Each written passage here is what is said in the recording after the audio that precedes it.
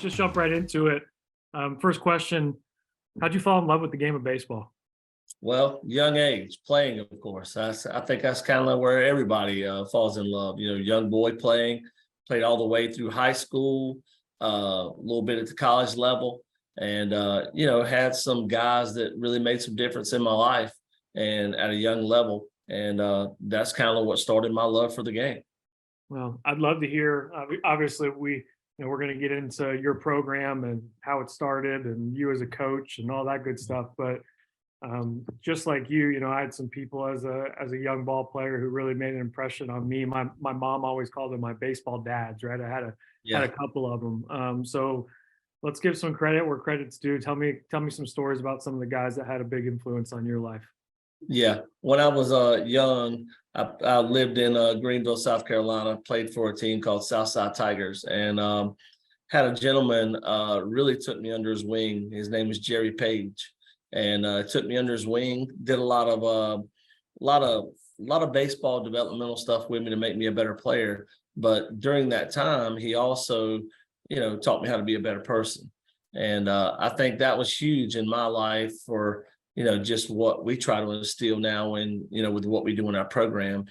Baseball is good. Obviously, we have good baseball teams, but just, taking from that at a young age, what he did for me is what we try to instill in our program. And, you never know, we might be touching that a young man in the same type way. So, he kind of was instrumental in, the person I am today. And, I owe it all to him. That's great. So transition here, and you know, Panthers baseball club is kind of a new word, right? I think a lot of people that Yeah. are in the know and have followed travel baseball for a long time probably know it a little bit better as South Charlotte Panthers. So, Right. if you wouldn't mind telling me the story about how the program started, when it started, and who was behind it, that'd be great. Yeah, sure. Yeah, back in the 90s, Don Hutchins started South Charlotte Panthers. And Don started it, just basically it wasn't supposed to get as big as it has now. He had a son that was playing in the area. He wanted to help develop and be involved as most dads, do when their kids are young. So he started the Panthers, and it was called Pineville Panthers, and it was out of that Pineville area in the Charlotte, North Carolina. So Don developed that, and it's when his son graduated, he said, "Well, we've had some pretty good players on this team," so they wanted to keep it going. And it's just year after year, kind of got bigger gradually, and now it's turned into South Charlotte Panthers / Panthers Baseball Club. We still carry the South Charlotte Panthers. We will never try to get rid of that. I mean, that's our heritage. That's who we are. We Yep. like that. We just, for our younger teams, it's under kind of Panthers Baseball Club, but our older teams will always carry that South Charlotte Panthers. We're proud of that. So we're not trying to get rid of that name in any way. Yeah, you should be proud of it. It's pretty darn good history. So, Yeah. if you could use one word to describe your program's identity, what would it be? And then how do you try to bear that out on a daily basis? Family. That's why that would be the one word. We're pretty big on that. Relationships are huge for us, with what we do. It's not all about baseball. We are fortunate that we have good baseball players, but just the family atmosphere that we create with our teams.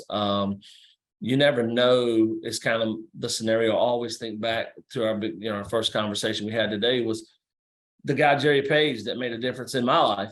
You never know, you might be touching a person, a young man, in a different way. So the family word for us is big. Every time we break the huddle for South Charlotte, that's what we say. It's not Panthers, it's family. And so it's big in our program. Yeah, absolutely. And I know that's someone who's coached against your program, and has obviously gotten to know you and your staff better over the last several months. That couldn't be more true. So Thank you. I would 100% agree with that. So we talk about family, and obviously to get a program to the stature that yours is at, every year, one of the top teams in the country at every age division. You have to have good people, right? So tell me a little bit about some key people in your program, coaches, staff, and the roles that they serve with you guys. Sure. Well, first, we'll just start with Don. Don's still around, even though, I run the Panthers now. Don's still around. You're not gonna replace his wisdom that he's had throughout the years. I mean, you know Don, and we still talk with him, day, on a fairly regular basis, and he offers advice, but he's still a key player for us. We have our longest tenured coach is a gentleman named MC Thompson, and he's been with the Panthers for 15 years. That's 4 years longer than I've been with the Panthers.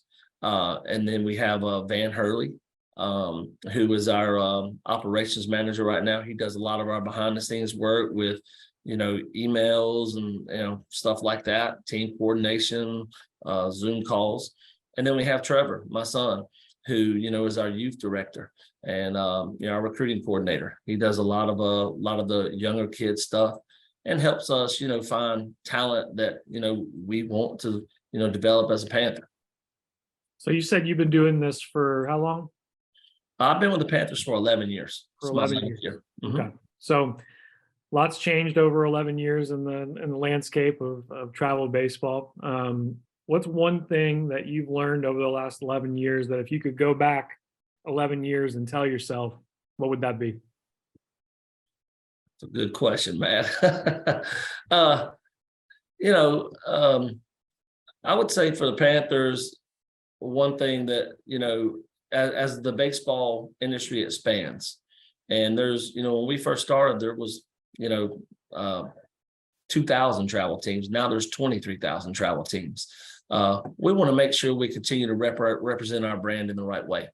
It's important that, we on the field, off the field, we represent our brand.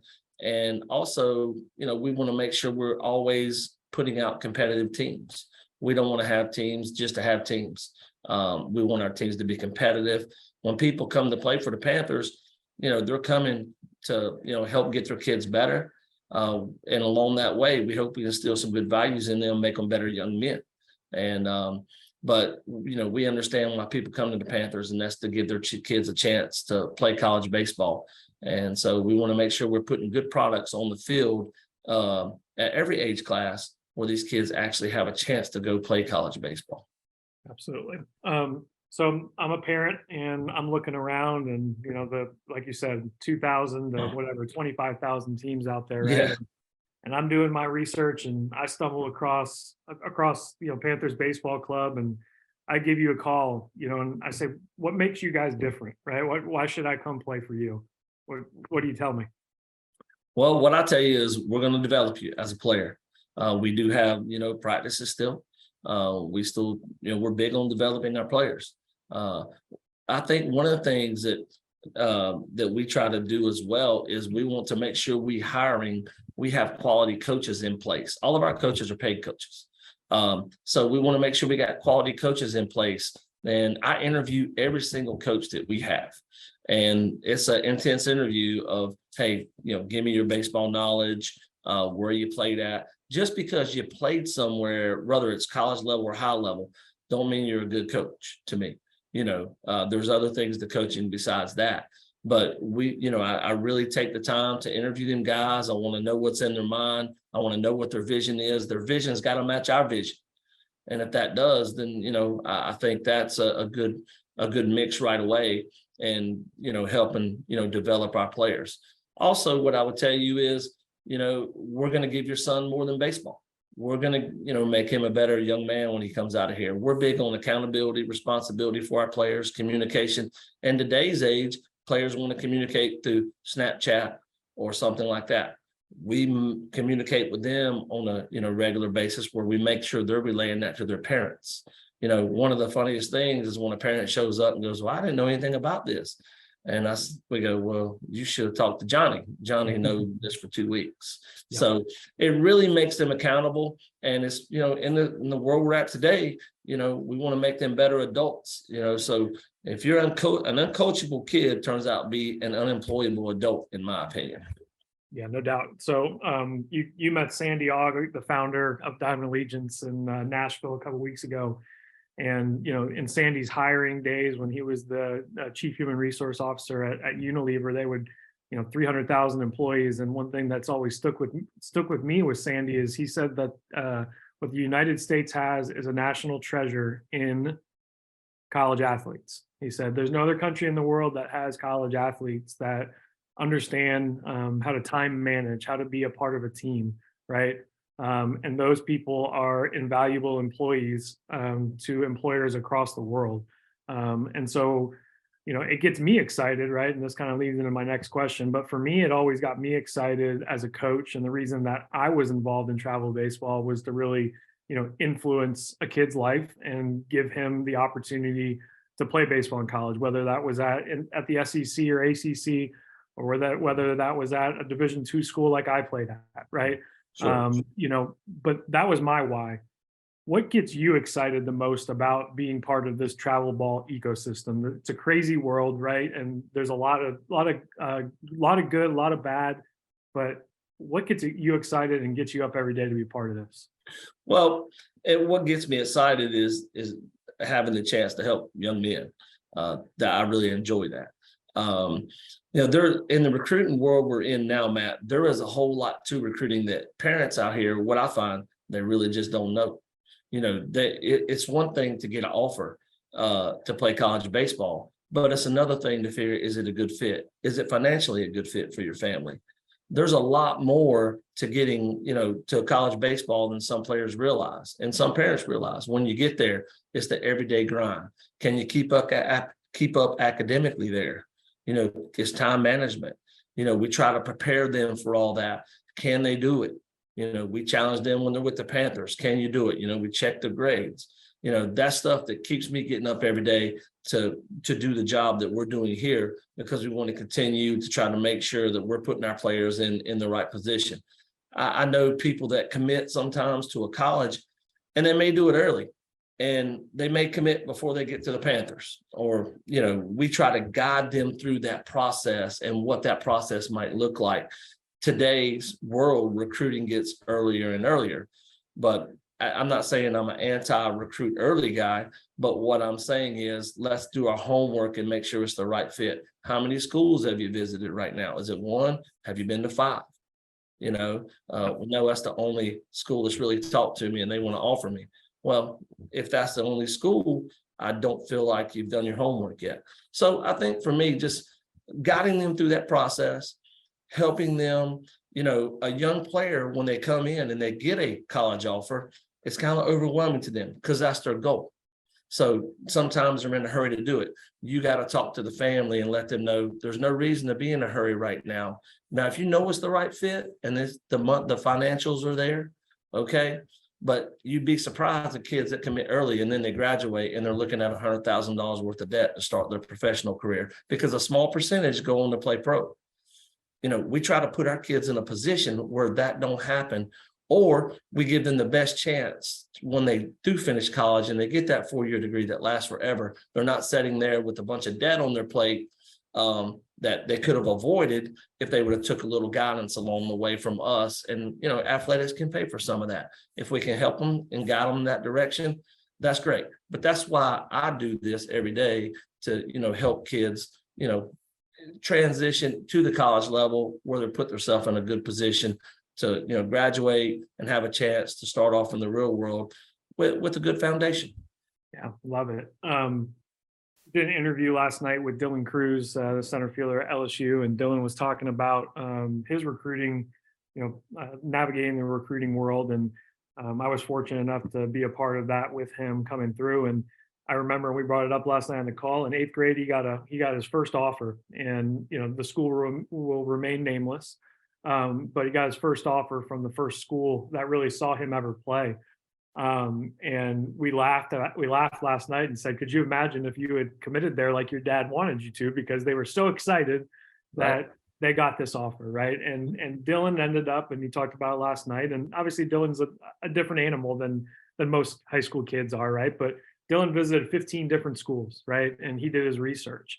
I really like what you said about, even if you only have one offer, even going to other schools on your own, right? As just a student, and seeing what those schools look like and what they have to offer, is so important. I think, one more thing that I would just add to that, for everyone listening, is that, in the recruiting process, one thing as a parent to really think about, and as a player, is if I went in the fall and I tore my ACL and in the shreds and I could never play baseball again, would I go there as a student athlete, or just as a student and not an athlete? Good And I question. think that's a question that a lot of parents can ask, a lot of players can ask, because at the end of the day, you've got to be really comfortable with the school. So I love that. That's what gets you going, because it certainly does to me too. That next one's a lot of fun, and you can go in a million different directions with it. But if there was one thing that you could change in the travel ball world, what would it be? I would bring the cost down just for parents. It's really costly sometimes to go to some of these events. The event fees keep going up and up and up. Part of one of the reasons, hence, for joining into the Diamond Allegiance. We want to try to get the travel ball industry back into the hands of the people who really want to invest in it, and they want to, better it. Not saying that other people don't. I'm not saying that, but I think just keeping the cost efficient for the parents. We live in a real world where money is a problem, for some people. Everybody's academic, financials are different. And, it hurts me to hear when a parent says, I can't afford to do that. I can't afford to travel to these places. So, I just think that I would like to just kind of have some way to control the cost, bring it down, make it cost efficient for parents. Yeah, I love it. 98% of current rostered, college baseball players played travel baseball. So what that tells me is that if you don't have access, to the system, your chances of playing at the next level are slim to none. And I think it's Yes. obviously one of the goals of the Diamond Allegiance to not make finances a barrier. I think that it's perfectly fine for there to be an industry of travel baseball for people to make a living. But I think it's also important that we really keep the people in mind that matter the most, and that's those families, that's those players. So couldn't agree with you more. Um, Sure. 5 years from now, where is Panthers Baseball Club? What do you envision for Panthers Baseball Club 5 years from now? Well, we have expanded into the youth level, and we normally just do 14 to 17, and we are down, 13, 12, all the way down to 8. 5 years from now, I hope to have a whole youth program established, where we are, developing players from 8 all the way up to an older team. I think there's something to be said if a player gets in your organization and they start at the 8U level and they go all the way through it, and you watch them grow and you watch them progress and you help them along the way. And then, they get to that level where they eventually commit to a college and they're done. I think that's very gratifying to see the development of a player. Even when we get them at a 14U level, some of the guys we've had, and, when they play that last game in Jupiter and you're there, and, they come up to you and they go, "Coach, I just want to thank you for everything you've done." And it's a lot of hard work on this side. It's not easy. You're making a lot of phone calls. You're talking to a lot of coaches and colleges, trying to put your kids in the best position. For us, it's not just about committing kids. It's picking the right place for the kids. And, but when that kid comes up to you and he wraps his arms around you, he says, "Coach, thank you for the best 4 years I could have had." That happened to me. We had a player, I'll name him on here. We had a player that did that. He's projected to be one of the top picks in the 23 draft. And a lot of them did it, but Walker Jenkins, did that. And wow, it's kind of something that it'll stick with me forever, but there's a lot of kids that, do that. And when that happens, I think it makes it all worth it. All the late night phone calls and coordination of schools for kids, and it makes it worth it at that point. Yeah, love it. Love it. And that is, I think, for all of us that, have been lucky enough to do this for a long time, it's those relationships that matter. It's the invitation to the wedding. It's Yes. it's the hug at the hug and the cry at the end of the last tournament, because you've put so much into them and they put so much into you. And it's awesome to be a part of their process. And I think it's also important, Scott, that we all in this crazy travel ball world understand that that's what we are. we're a part of their process and a stepping stone. And that if we do our job, those kids should not be looking back. They should be looking forward onto the next adventure and the next thing that they're doing. Yeah, absolutely. I mean, now we have some of our former Panther players coaching for us, and I did get to go to a wedding a couple months ago for one of my players and kind of tell them my age a little bit, but it is gratifying to see them guys come back and give back, and now they're starting to do the same thing we did. So, the next generation of Panther coaches are on the way, and we love to be a part of helping them get there. Absolutely. Well, my last one for you is a little bit of a shameless plug for the DA and the Diamond Allegiance, but in your words, I would just love to hear, why you guys decided to join the Diamond Allegiance. Well, we're big on relationships, as you know, Matt. And after talking with you, Sandy, some of the other members in the Diamond Allegiance, Eric, from Power Baseball, the relationships with you guys was a big determining factor.